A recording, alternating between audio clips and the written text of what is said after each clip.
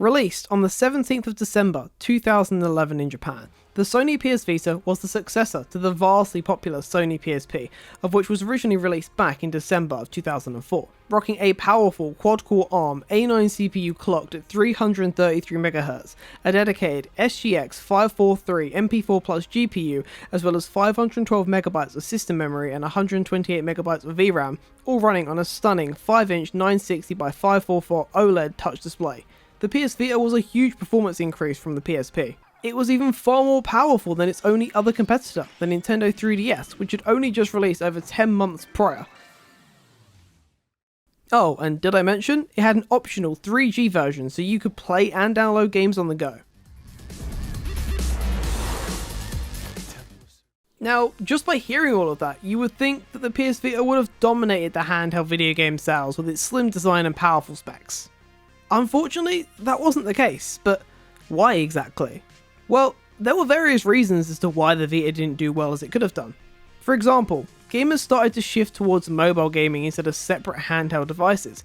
During an interview in 2015, Shuhei Yoshida stated, "The climate is not healthy for now because of the huge dominance of mobile gaming." Now, whilst this is not the sole reason for the Vita's downfall, as the 3DS did do well despite the competition of smart devices, it is still a pretty big contribution as to why the Vita didn't do as well as it could have done. There was also the high cost of hardware, being around £230 for the Wi-Fi version and £280 for the 3G version. Being that for just over £100 more you could buy yourself a PS3 or Xbox 360, there really wasn't much point to actually spend your money on a handheld. I could sit here all day and talk to you about why the Vita didn't do as well, but I'm going to just list off some of the main reasons as to why, because that's really not what this video is about. Memory cards were overpriced and proprietary, there was lackluster backwards compatibility support, despite the hardware being more than capable, and a severe lack of AAA games for the average user. In the end, Sony just gave up on the Vita, and decided that there was no point trying to improve it.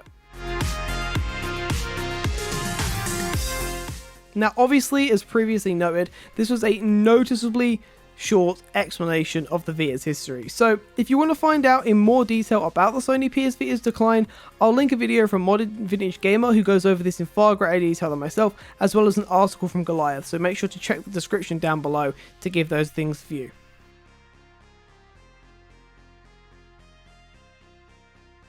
The real reason to making this video is to showcase just how great the PS Vita is. Now, I know I just sat here and talked about all the things that made it a flop, but there is still one thing that makes the PS Vita one of the best handhelds around.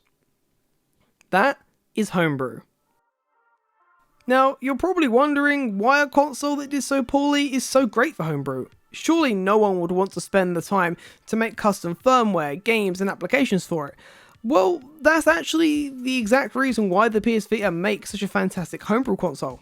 You see, it's not that the hardware isn't capable of doing great things at all. The homebrew community saw the Vita for what it was. They saw past all Sony's poor choices and got to work, so unlocking the Vita's true potential. Thanks to the homebrew community, the PS Vita has been kept alive with many different types of tweaks, features, apps, games, ports, and even support for standard SD cards, but there'll be more on that later. Installing custom firmware on your PS Vita is not a complicated process at all, especially for those who are comfortable installing things such as Luma on the 3DS.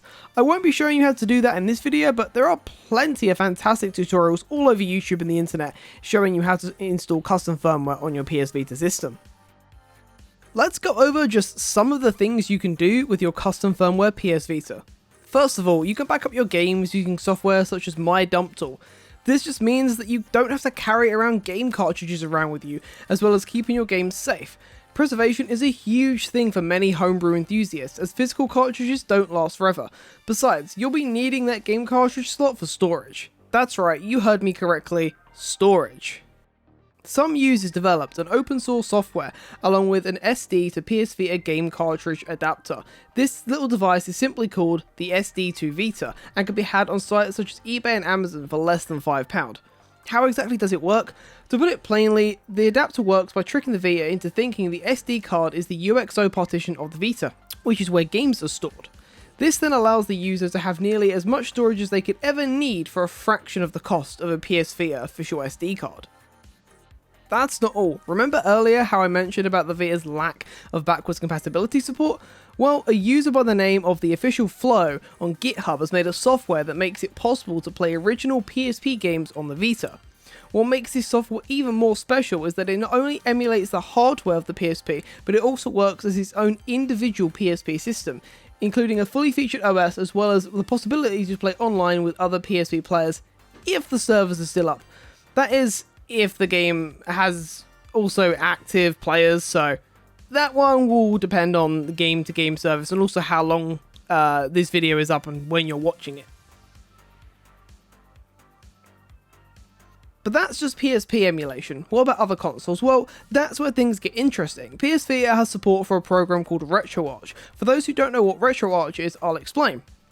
RetroArch is a software compiled of various different emulators built in, which makes it easier than having to install all individual emulators. It's not perfect, and I've personally tested tons of different consoles, but many users say that it generally runs very, very well for most emulators. PSX, GBA, GB, GBC, and many other consoles run incredibly well on this system. Now, obviously, your PS Vita isn't going to go ahead and replace something like your Nintendo Switch, but what it will do is give you guys a choice. Maybe you decide that you like retro games and you like to play all different retro games from many, many different consoles, but you don't want to have to carry them all. Maybe they're not available in any handheld feature. Well, why not just buy a PS Vita? You can play pretty much any retro game you want within reason, and they run well. You've got the option to store games on SD cards. You can do many, many different things. You don't have to carry around cartridges and things like that.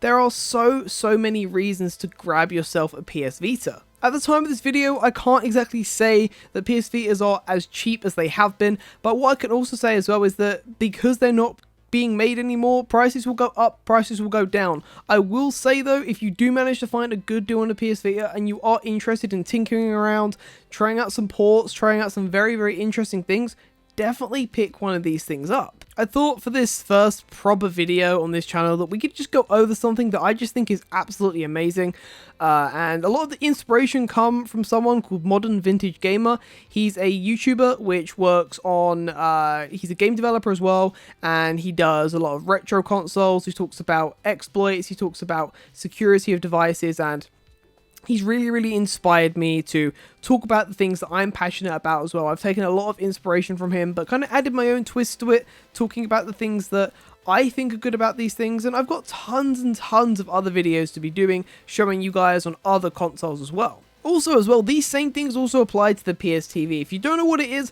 I will do a video about it in the future, but a basic summary is, it's basically just a PS Vita inside a little box with a HDMI cable in it that you can connect to the TV, and you do pretty much everything you can do on a PS Vita, including install custom firmware. I've done it on mine. I'll be demoing that in another video, but it's another thing that you could do. Yes, the PS Vita TV, if you can get your hands on one, is a little bit more expensive, and if you're only looking to play retro games maybe on a TV setting, maybe look into something like a Raspberry Pi. They're a lot cheaper, a lot more easy to do, a lot more versatile, and if you decide you don't want to run retro games on it anymore, you can use it for something else. Use it as a smart hub.